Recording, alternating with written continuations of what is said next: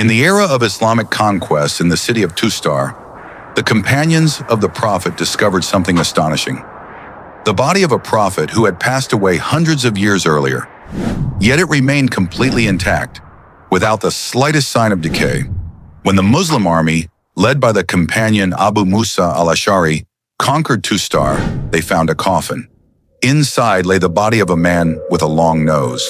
The locals believed this body brought blessings, and they would even pray for rain through it. Abu Musa immediately wrote to Caliph Umar ibn al-Khattab, seeking guidance. Umar replied, "That is the body of a prophet. Fire does not burn the bodies of the prophets, and the earth will never consume them. Bury him in a place unknown to anyone but you."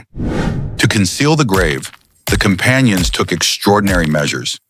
They diverted the flow of a river and dug 13 separate burial pits. That night, Prophet Daniel's body was placed in one of the pits.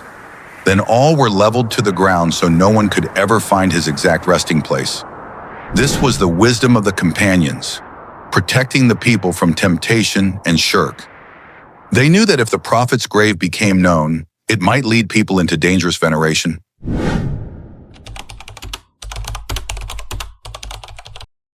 This is a tale recorded by Persian historians about Prophet Daniel, who lived during the reign of a tyrant king, Nebuchadnezzar, the ruler who once conquered the Israelites in Palestine. One day, court advisors and sorcerers whispered a prophecy to the king that a boy would be born who would one day take his throne. Enraged, Nebuchadnezzar ordered that all baby boys born during a certain time be killed. During that very period, Prophet Daniel was born. Fearing for their child's life, his parents hid him deep in the wilderness. But there, a miracle unfolded. Allah sent 2 fierce lions, not to harm him, but to guard him from both humans and wild beasts. Day after day, the infant remained safe under the watch of the 2 lions. In time, he was saved from the massacre. This event stayed with Prophet Daniel throughout his life. As a reminder of Allah's protection, he had an image engraved on a ring, 2 lions guarding a child, which he always wore. Centuries later, when his body was discovered by a companion during the conquest of Tustar, the ring was still on his finger. The engraving of 2 lions stood as a timeless testimony to Allah's deliverance. Yet the preservation of his body became a test for the people. Some began using it as a means to pray for rain, risking falling into shirk.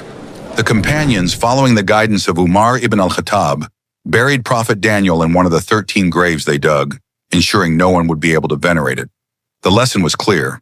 Preserving Tawheed is more important than preserving any place that could become a source of misguidance.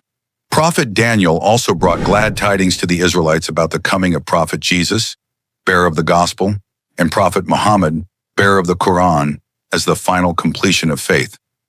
This reaffirms that all prophets carried the same mission: to call people to worship Allah alone and avoid his prohibitions.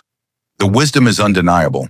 Allah's help always comes to those who believe, remember him, and obey him. And our duty is to safeguard the purity of Tawheed so that our hearts remain attached to Allah alone.